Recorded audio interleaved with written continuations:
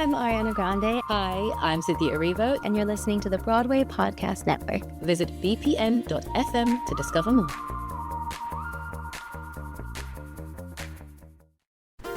There's a cat over here. There's a cat over there. And the wrong one died. And the wrong one died.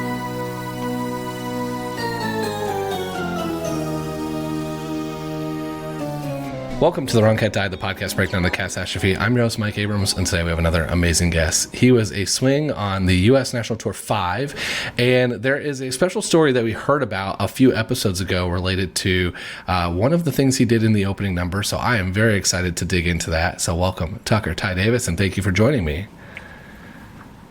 Hello, how are you? I'm excited to hear about Spike. You are the infamous Spike that we learned about a little bit ago. So we will get into that whole shenanigans. But before we do that, I always love to start with your first time seeing the show, your backstory of the show. Like, when were you introduced to cats? I think the movie version, I think it was created in the 90s. I don't know exactly what year it was, but that was my first... Yeah, like I had it on VHS. I don't know how I got my hands on it. I didn't grow up. I grew up in California, so I didn't grow up being able to go see a lot of theater. And what theater did come through town, I didn't grow up in a family that really valued that as a way to spend your time. So my first exposure was the movie, and then my second exposure was being offered the job. Wow. I guess, and then... Yeah, I never saw the show live until my first day on tour. So you weren't a family that like watched, you weren't the kid that saw the 1998 movie and were like, I've got to do this. This is going to be my future. You weren't even really exposed to a lot of theater growing up, and then you book it. Yeah, well, the booking of it was kind of long and drawn out. We can get into that a little bit, but I actually come from the same audition that McCree O'Kelly did, the My Fair Lady National Tour audition. And that's actually how I heard about your podcast in the first place. Was McCree had posted it onto his story, and I was like, hey, I'm going to listen to this podcast while I mow the lawn today. Yeah, perfect lawn mowing material, right? Yeah. And then Jean-Michel, we were just kind of talking casually because my best friend still to this day, I joined the cast in 2002, and those are still some of my best friends that I will ever have. So I talk to them regularly, and when she said you were doing the show, I was like, I've got to get on this guy's podcast.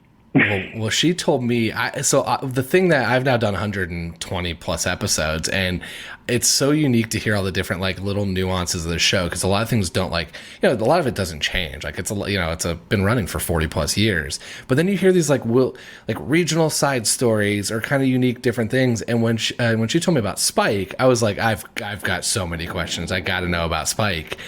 And so that was like, I immediately was like, all right, you got to introduce me. So I'm thrilled to have you here. And maybe let's just jump into this, because this might be one of the more unique things I've heard.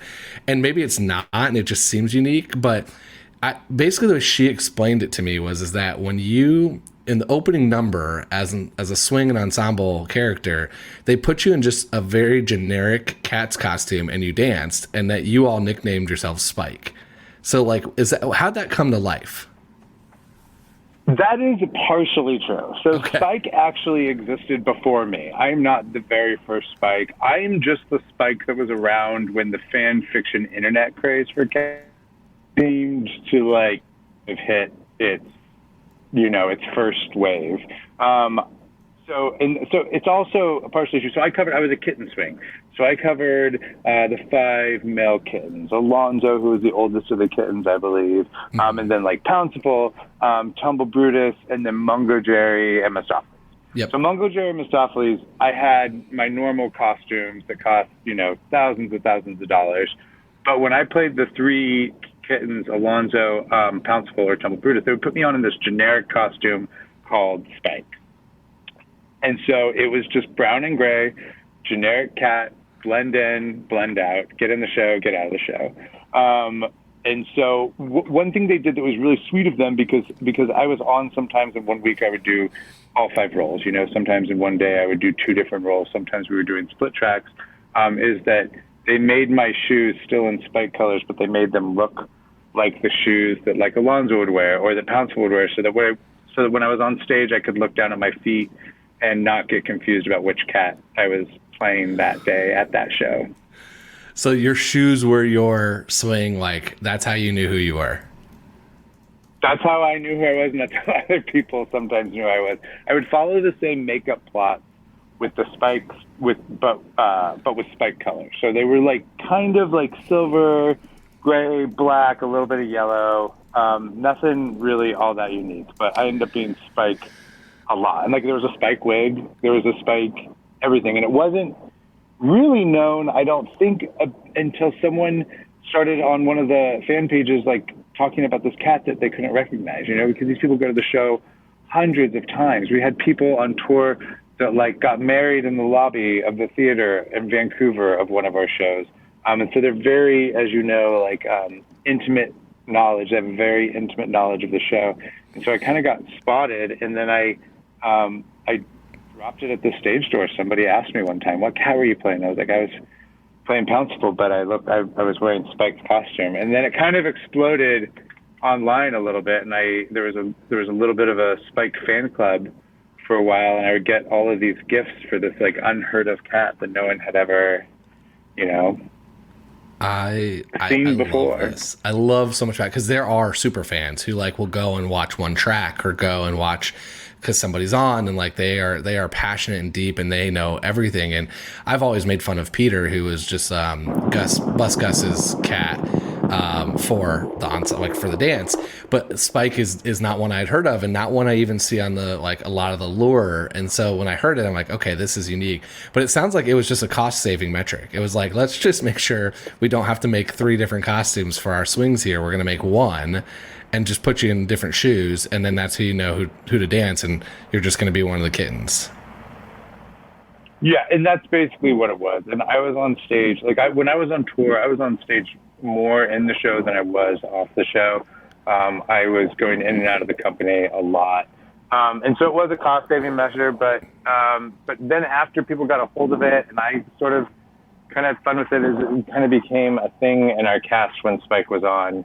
And he sort of had his own kind of constant storyline, even though I was doing everybody else's track. I was always, if Spike went on, he was always like the youngest kitten on stage. Mm-hmm. So that was my next question. What is Spike's backstory? Like, did you think about Spike's full story? I don't recall if I ever like went through the whole entire story. When I was put into the show, like by myself, with 2 other actors. Eventually we all went into the show at the same time, but I learned the show in a studio, with no set, with no anything. I joined the company, after they opened, I think it was like 10 or 12 weeks after they had opened. They had a few people sort of hiatus out of it. And so 3 of us came on, and so we didn't get a lot of the story until we got into the regular playing company. And they would kind of let us know what they had decided as a tribe. And so we would try to play those things, but eventually I think I got to a place with Spike where I was like, I'm going to be where I need to be and lift the person I need to lift and go through the oven when I need to go through the oven. But I'm playing Spike because I really identified with this kind of like, Spike is kind of like a badass name. Like if you saw Spike in a junkyard, I think he would be kind of like a force to be reckoned with. So I was kind of known for like just going on stage and messing with everybody and just being a really rambunctious cat that tried to keep other actors on their toes during the show. I love it. So you like, let's make up Spike's 3 words. What would Spike's 3 words be? Oh, energetic, mischievous, and playful. Okay. So I there's so much to that, because that is, I love the creativity and also the fun that comes with this of like, hey, we've got, you're on a long tour, you're going on frequently as a swing. It is a ton of work, a very grueling and demanding show. And it's like, we're not even going to give you the different suit, like leotards and suits for each cat. And so it's like, we're just going to make up our entire own character. But my question, I guess, my next question for you is that you kind of mess with the other actors, right? Like you knew, because their only indication of who you are your shoes at this moment. Did they play into Spike? Like, did they think about, oh, Bomb Ballerina is going to be interested in Spike today, or like how did that work, or was it mostly just like you kind of go in and live your Spike life? I think what would be the most popular answer for that question would be that I would go on and do the same track as the actor before me, whether my intentions were the same or not. And I really did try to do that. I won't say I was very young when I joined the tour. I was 20 years old. I was a kid. I was having a lot of fun. I did get into a little bit of trouble here and there for messing around too much, or maybe not being exactly where I was supposed to be at the right time. So and it was a big learning curve for me. So when I figured out that was a really important thing to do, then I always made sure that I was in the right spot and did the right thing. But some actors really, really loved me, and some just wanted to like do their show and like leave me alone. Yeah. I remember specifically one Demeter was like, and I won't throw anybody under the bus, but there was one Demeter who I was a sweaty dancer, and so I was like always leaving like puddles on stage, and I could just always knew when I would come on stage that she was like not about the Spike energy. So we just, I'd leave that Demeter alone and go find somebody else to mess with. That is, yeah, swing. I mean, the concept of swing, before this podcast, I didn't know a lot about it, and it's fascinating to me just in itself of like going, especially in a show like Cats, which is very physical, demanding, a ton of dancing, like everybody's on stage a lot of the show. You've got to be in your place. And I remember one swing, the first thing I said was just like, just don't get anybody hurt. Like, just that's the number one goal, is just don't injure anybody. But then I love the idea that you got to almost create this own character that doesn't exist in this world besides the person before you that did it, and bring this kind of different energy to a kitten. And because some of the backstories on like Tumble Brutus or Alonzo or Pouncival, it's light to begin with. Like there's only so much lure with those characters because they're not given a lot. And so you almost got to create your own version with Spike. Yeah. I'm sure you've finding out this podcast show. I've been in a lot of companies, so I did do the tour, and I also did I did it with Ken Page down in Houston and Texas, and I did it in Chicago as well, and I did it at another theater in Pennsylvania. And I've done the show a lot of times, and so wherever you go, as you know, like the story changes, but the basics kind of always stay the same. As far as like what is the hierarchy of cats. Like what is, like who ranks over who, I think has always stayed the same. And so I think that's like one way that I kind of felt that I could get in and out of a cast pretty easily, is just respect the hierarchy. Like I knew I was a kitten. I knew I had to be crawling. I knew, that not, I wasn't going to roll up and like mess with Jelly Lorem or, a Gus for that matter.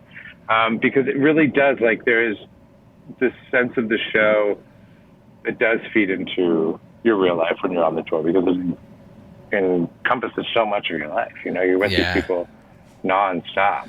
Oh, definitely. There's a lot of relationships that stem from this, and marriages that stem from the show. And it is. I mean, I just would assume, like, I always related it to sports teams. It's like if you're on the road with them at all times and spending all your time together, you become friends or you become coworkers. Like there's some version of that. You either have to deal with them and put up with it, or you become really close. And I think it's a really cool part of the tour. And I always think, like, I played hockey growing up, like we weren't rolling around on top of each other like you all are on Cats, like on our team. Like you're still close, but you and Cats get really close. But so you did it regionally. Did you bring Spike to to the regional productions, or was that purely a tour thing?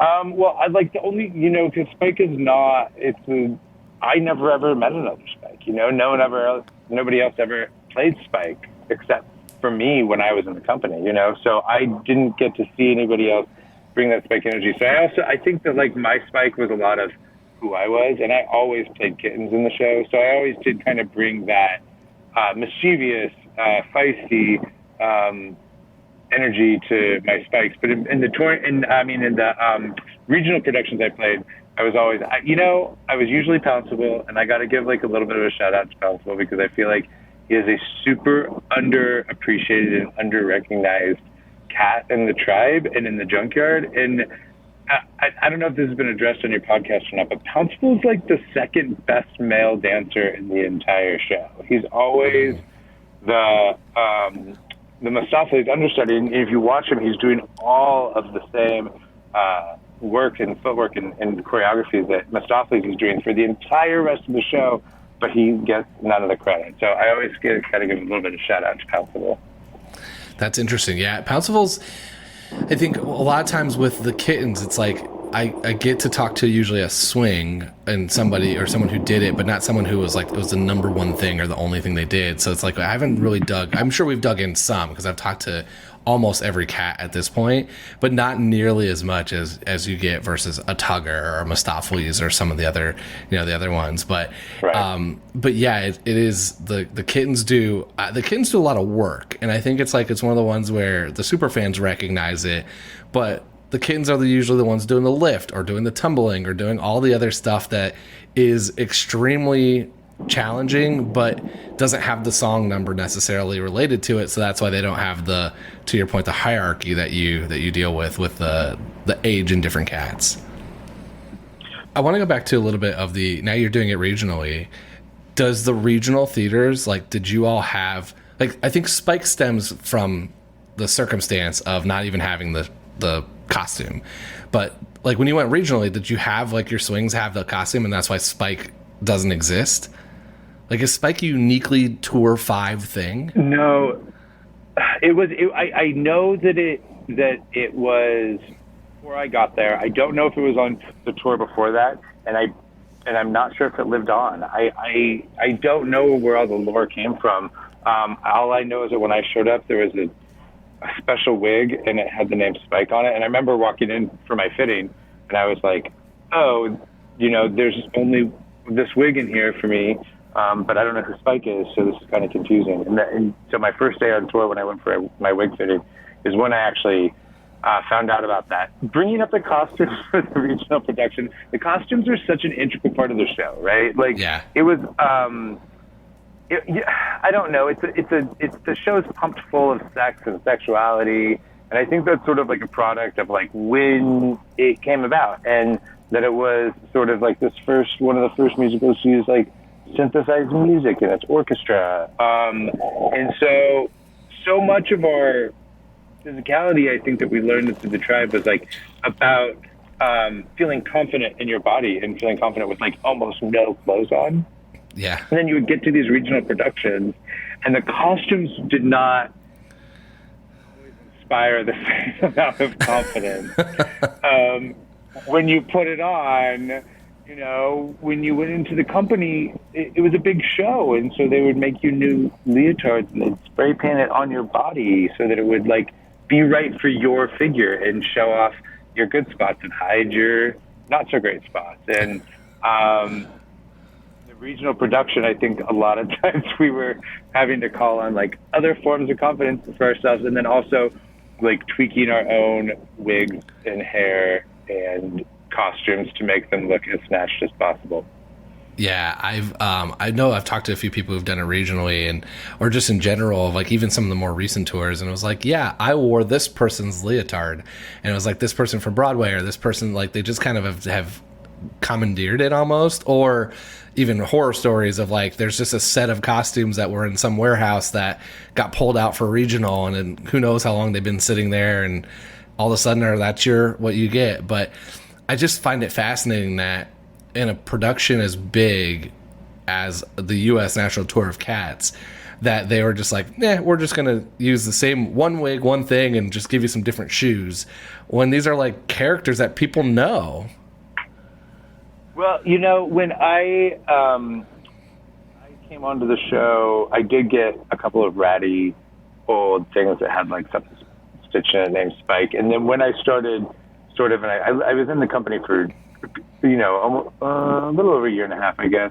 And so there was a big day where I got a fitting, and I got my own costumes. There was a couple months into my stay there, and it felt really special. And I didn't realize that not everybody gets that, but when I came into the company, it was still it had just closed off Broadway, and so I think they were still putting a lot of time and money into it. So I remember getting my Mistopheles costume for the first time, and like putting my fingers together, and the whole thing lights up, and having like at intermission or wherever before you go on, the wig guy David would come over and like put glass in your wig, and so it would sparkle, and all of these really cool things. So the costumes are a big part of the show, and if that's missing out, it doesn't always feel the same, I would say. Yeah.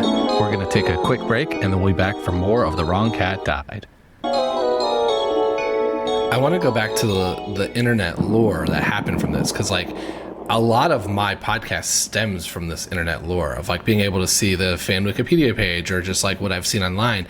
But Spike doesn't exist on the stuff that, like, at least the places I've generally gone to. So when it kind of blew up, what was that like? Where was it? Like, how did, you clearly dropped it at a stage door, but like, was it, where'd this take off? I will have to go back and look. If I'm going to go back and look, and I'm going to send you some stuff on that. But I remember that it was Miss Jellicle was like the person who owned I don't even know what it would have been called back then. I had like a compact computer I bought at Radio Shack that like sometimes I could plug in if we were staying in a fancy hotel. So I didn't participate. We didn't participate in 2002 with it as much as it was going on. I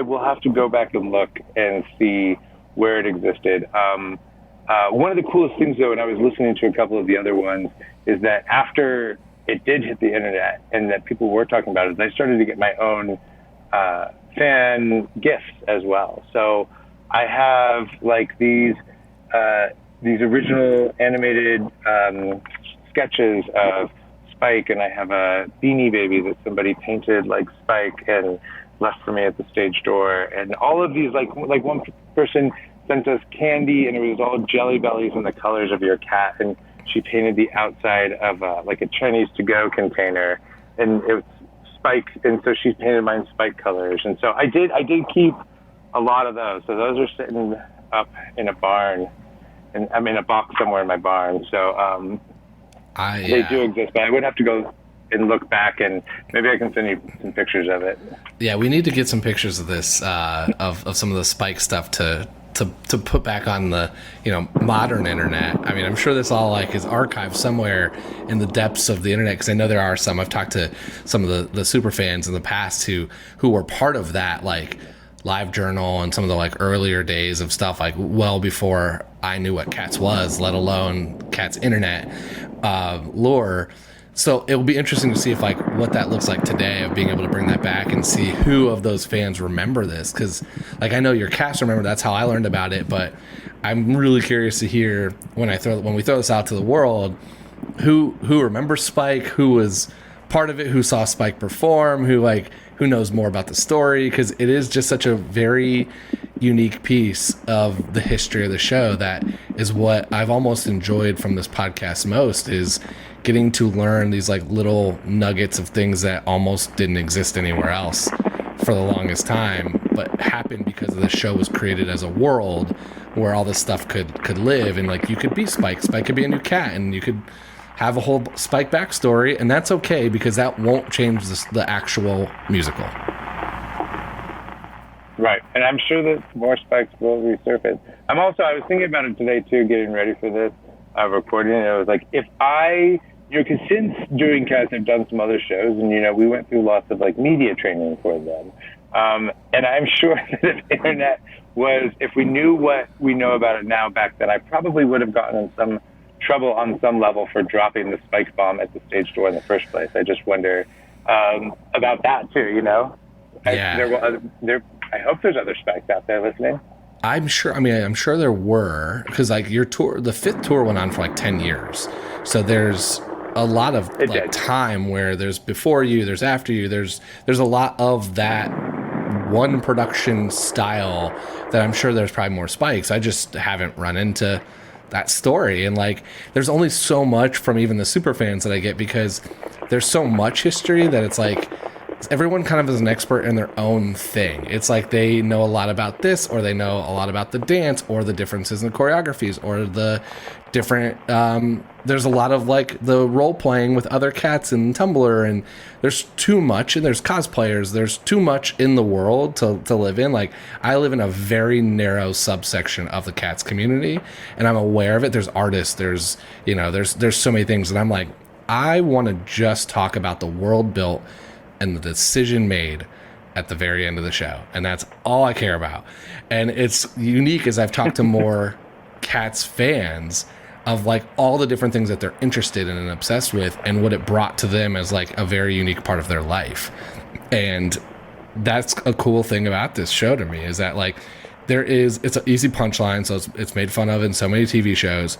Everyone knows about it. People either love it or hate it, but the people that love it have a very specific reason for why they love it. And that's, I think, really fun and cool, especially as you think about a lot of the other classic shows where, you know, I'm not going to pick one and call them out, because I'll get a lot of people that'll hate on me. But there are some that I've seen that I'm like, sure, oh, that was interesting. It's like, why'd you like it? And I was like, well, it was the very first show I saw. I'm like, well, that doesn't mean it's good. It just means that it's nostalgic. And that is where at least Cats, most people can give me like a very specific reason on like why this particular part of the number they loved, or they relate to this cat, or this thing kind of goes in there. And that's different to me than a lot of other shows, which I love. And I'm glad that Spike's story will get to be told even more. Yeah, I will say that it's the most fun and the most collaborative I've ever had to be on stage. It was one of my very first professional gigs. I was very lucky. I was very fortunate to get such a great job so early in my career. But it changed my life. I went on to do the show almost 800 times, and 800 performances of the show, not including times that I sat in the audience, and watched it as an offstage swing. But it's a show. I mean, I've definitely, my Cats days are done unless I directed or choreographed it. But you don't want to be Gus? Will live on. I don't have the chops to be Gus. You got to remember, I was a kitten swing. I am a dancer who can sing. Okay. So I could redirect myself, but I think I lived it and I did it, because I run a youth theater company now where I live. And so it's a non-for-profit that gives free theater education to all youth in our community. And they keep teasing me about when we're going to do Cats. And the answer is probably never, because it's also an incredibly hard show to do. You're up on stage for a couple hours, singing at the top of your range and kicking yourself in the side of the head and doing backflips at the same time. It's a hard show to do. I love it. And I think that's why a performer, you fall in love with it, because you either are able to do that work 8 times a week or you're not. Yeah, and I think it is. It's like a little community once you've been in it. Like, it almost seems like a fraternity type of world of like you did it, you suffered through it, you like went through that hard, rigorous, detailed like learning of the show and doing the show and physically doing the show so often that you've come to respect it a little bit more. I love that you have a youth theater, because where I'm from, there is going to be, and I don't know when exactly, a 2-day youth Cats production on the calendar. And my mom volunteers at that particular place, and I keep saying, like, you've got one of the leading experts in your family right here to help give the backstory. And then I'm like, wait a second, maybe I'm not the right person to do this, because if it's going to be youth, I want to be like, let me tell you, Demeter, about your backstory with McCavity, and then let me explain to you what the ball is. And like, there's got to be some hybrid of like, all right, what's the fun that they're going to do with kids of just singing and dancing and having a good time, versus like, I also don't understand how you do it for 2 days. Like, it's crazy enough to me that some regional productions do it for like 3 weeks. Like, it's so physical and challenging. That's what I was just thinking in my. How do you it is so hard. How could you do all that and rent the costumes if they're not building them, and do that for 2 days? It seems That seems like a way too big of a project, and that's why I won't do it. Yeah, I have a lot of follow-up questions, but I don't think it's till next year, and I don't know if they've really decided all that stuff. My guess is it's probably going to be some type of like choir performance of it versus the actual, or like a little bit of dancing and not the actual story of it, because it's a kids production, and I think like young kids, not like a high school production. I think it's like children, so they're not going to do 2.5 hours with intermission type of thing. But I keep offering, I keep saying I know a whole lot, and I'm here, and I will happily come and chat. But we'll see. That's one of these days. One of the backstories. Yeah, there'll be a lot of cats. There'll be a lot of cats for you to interview after that production. Yeah, a bunch of. I don't think I need kids on the podcast yet. Although I do want to hear one child's perspective, seeing it without knowing of like, what does that feel like? If you're 10, like, is it just singing and dancing cats that you kind of enjoy? And I've talked to some kids, like one of my friends brought their daughters to a show in DC on the most recent tour, and like I spent time with them after, and they just loved the costumes and the dancing and like the fun, but they can't articulate the fun of it. It's just like, oh yeah, it's unique and different. But I think that's honestly, like, yes, like I remember my sisters and my cousins, I remember them bringing backstage at Pantages in LA when I was playing with Stopley's, and we got to like paint all their faces, and they got to like live the Cats dream, and they got to meet the cats backstage, and they go out in the audience and watch it. But I think also most adults who see the show can't articulate. No. I mean, maybe some of them. No. But a lot of them can't, you know? No, before I started this podcast, the first time I saw it, I literally walked out, and a lot of the joke of this podcast, the parody, came from me making a joke of like, what did I watch? Like, I understood the redemption arc of Grisabella. I understood that there's this like tribe and cultish vibe, and I was overwhelmed by the rest. The rest, I'm just like, this is X Factor on drugs. Like, that's all I kept saying is I just watched the X Factor on drugs, and they picked a winner at the end, and that was it. But then it was like, as you learn more, it's like, oh, that makes sense. This makes sense. Like, all these decisions make a ton of sense. But you either have to deep dive into it like I have, watch the 98 movie over and over again, read the lore online, or see it hundreds of times, like, to really kind of start doing it. Because there's too many cats on stage most of the time that you can't physically watch them all. Like, I couldn't keep my eyes on, when I went to see the tour, I'm like, well, I want to see what the twins do, because that's a really fascinating story arc.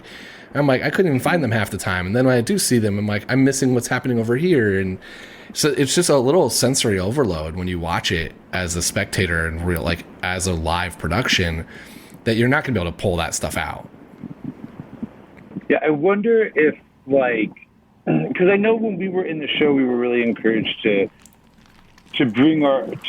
our tribe would make its own rules, and that our tribe would make its own decisions about what happened, and that was encouraged because if we didn't know what we were doing on stage, then, and if we weren't invested in it, then nobody else would be invested in it either, and that it wasn't so much about whether the audience understood your story as much as that they just understood that you had a story. Mm-hmm. And I wonder, when, Gillian Lynn was such a huge part of the creation of the show, the original choreographer, and Trevor Nunn. So I wonder if they had any idea, because nothing had been, song cycles had been done before, but this is different than a song cycle, It's, so I wonder if they had any idea that it would explode its way, or that it would be so unique from cast to cast and production to production.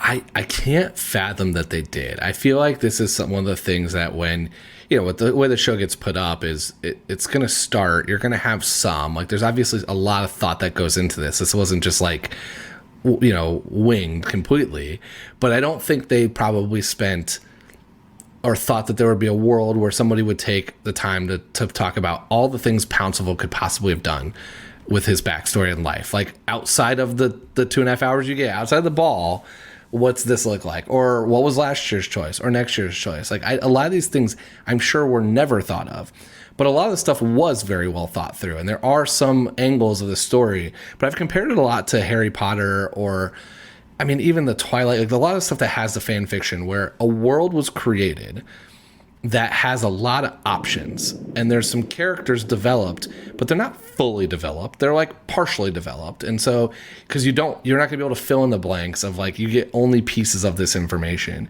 And so I definitely think that that's what Cats has turned into over these years now, which is you can only play them so, like, you can't play too far away from Tugger or Mistopheles or Grisabella, but you can play some minor things. Like if you're Grisabella, do you play Victoria as your daughter or not? Do you like there are some little things like that you could make small tweaks to, and it won't change the show. It won't change the production. Most people won't even notice it, but it will change a little bit of the vibe that happens of like Tug and Mistopheles. Are they together? Are they best friends? Bomb Demeter, are they together? Sisters or best friends? Like, how does that, like, all those things are still, Bomb and Demeter are going to sing McCavity and they're going to do their dancing, but they could have some different vibes.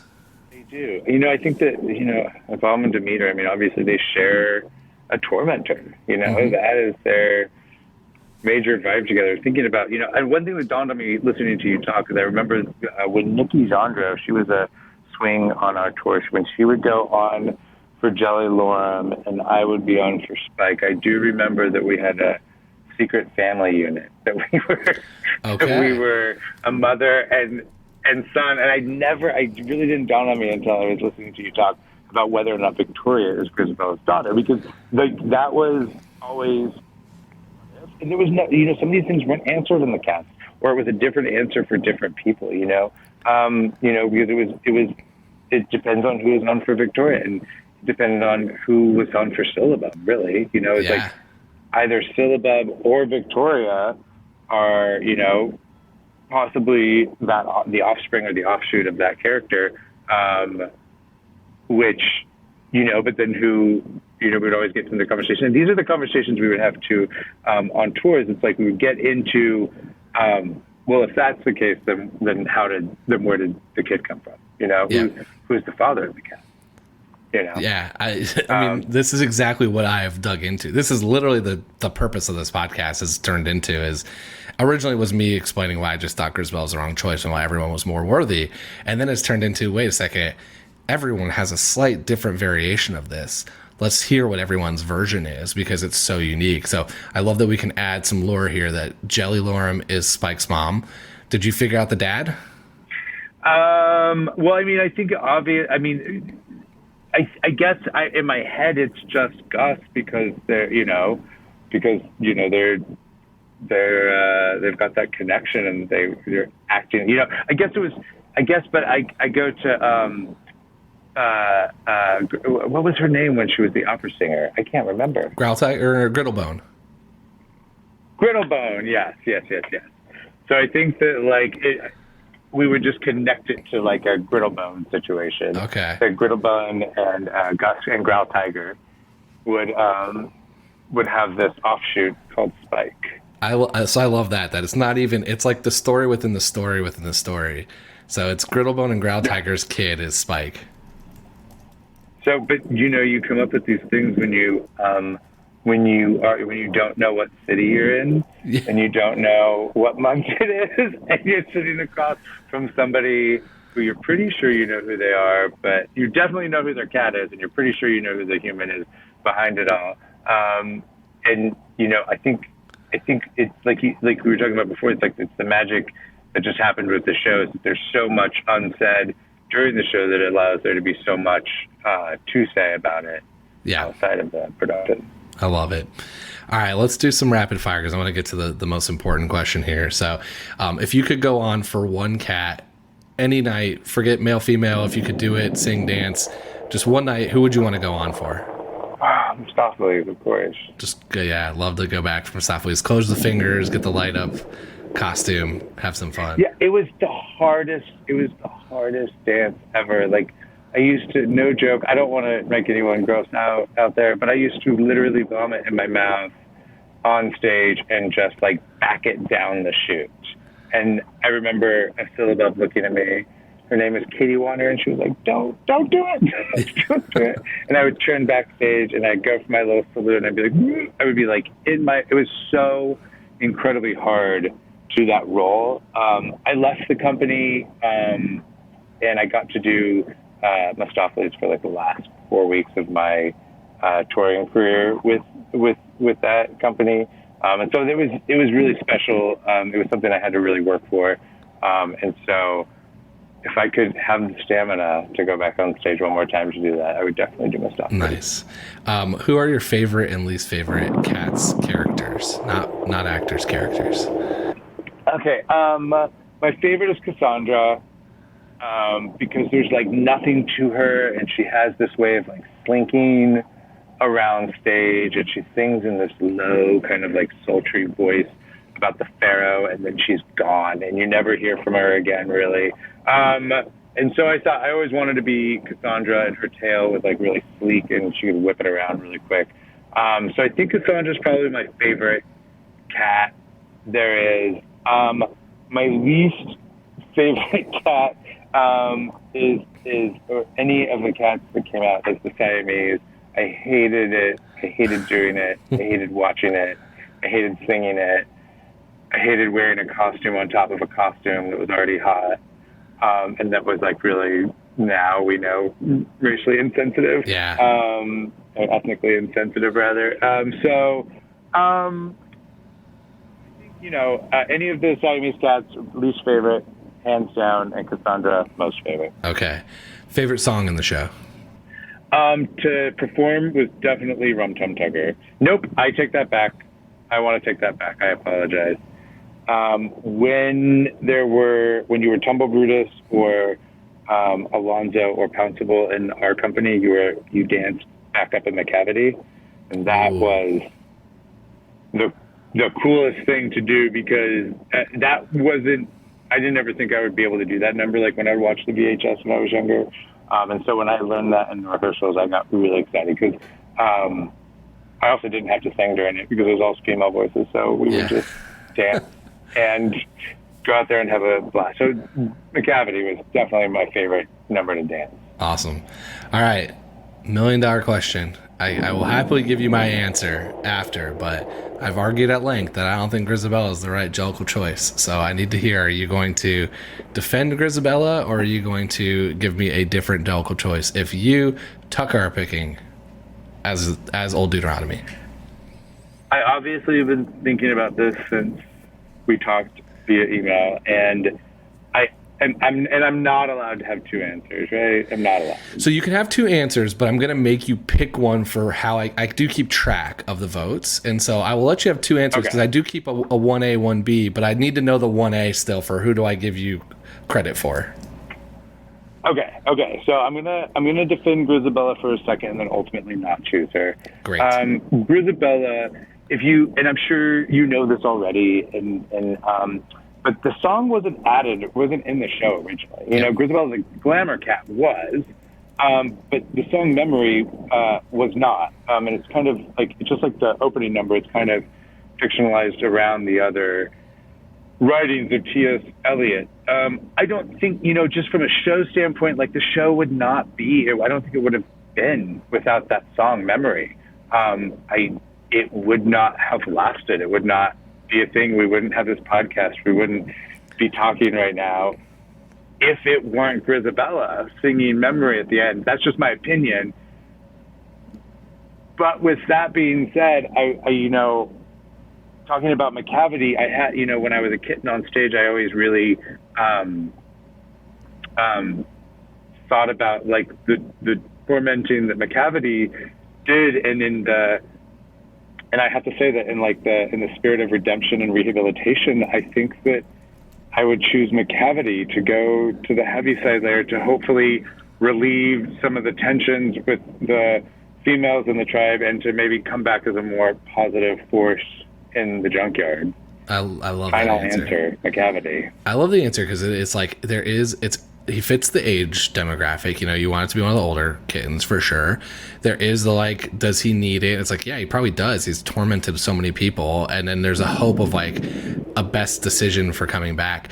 I want to go back to your Grizz defense though, because I don't think you cut Memory if you don't pick her. I still think you let her belt it out. But I want her to spend the rest of the time with the tribe, like welcome her back to the tribe, and then just whoever walks up on the tire can can be the choice. Like I think the whole story stays exactly the same, but then she gets welcomed back to her family, and you can let Gus go up on the tire. You can let McCavity go up on the tire. Like, you're all out there.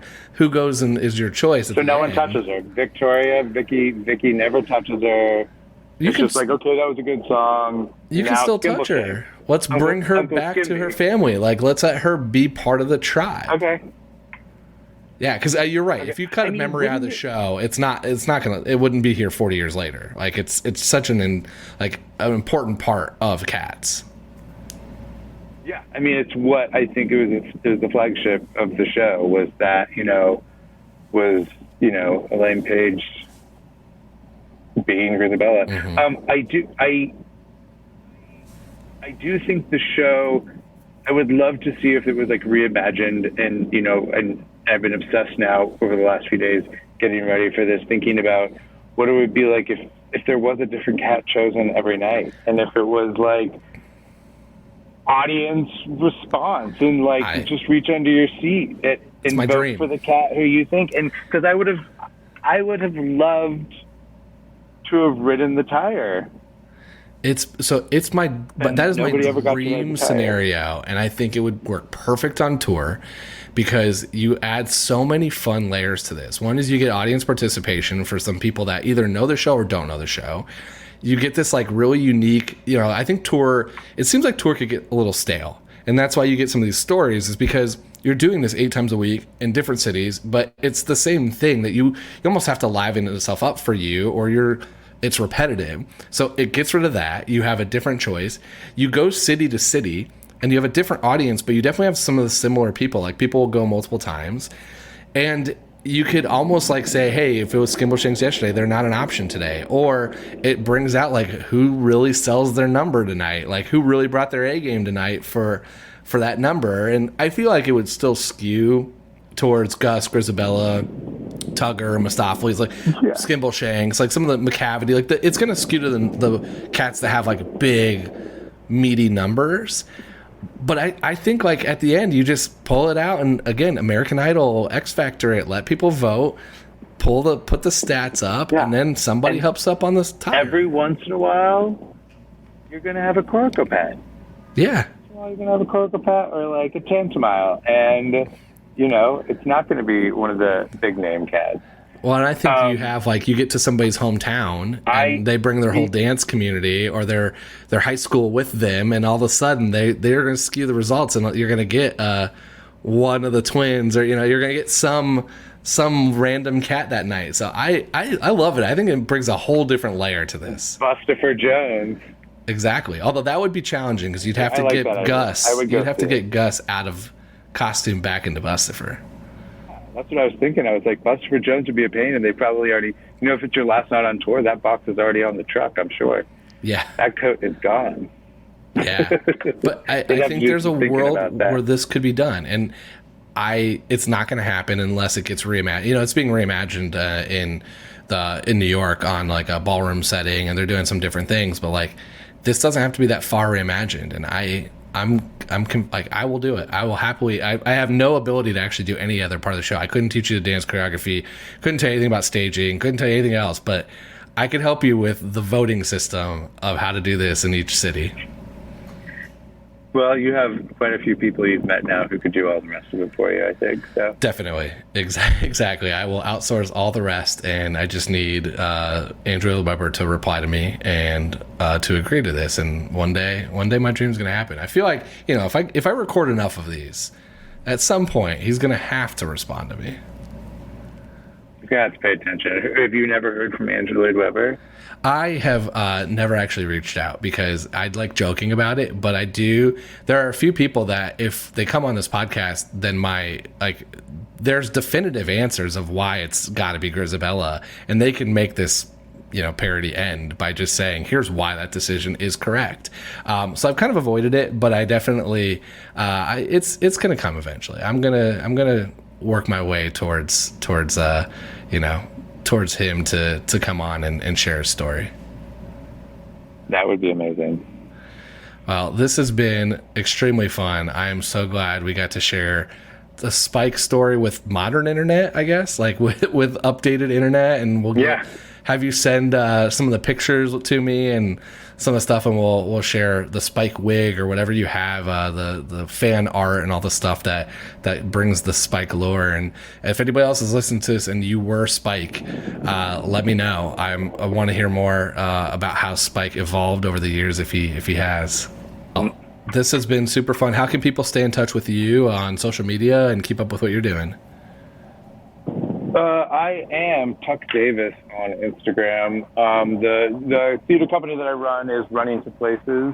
We have a great website. You can check it out. It's Running to Places, runningtoplaces.org.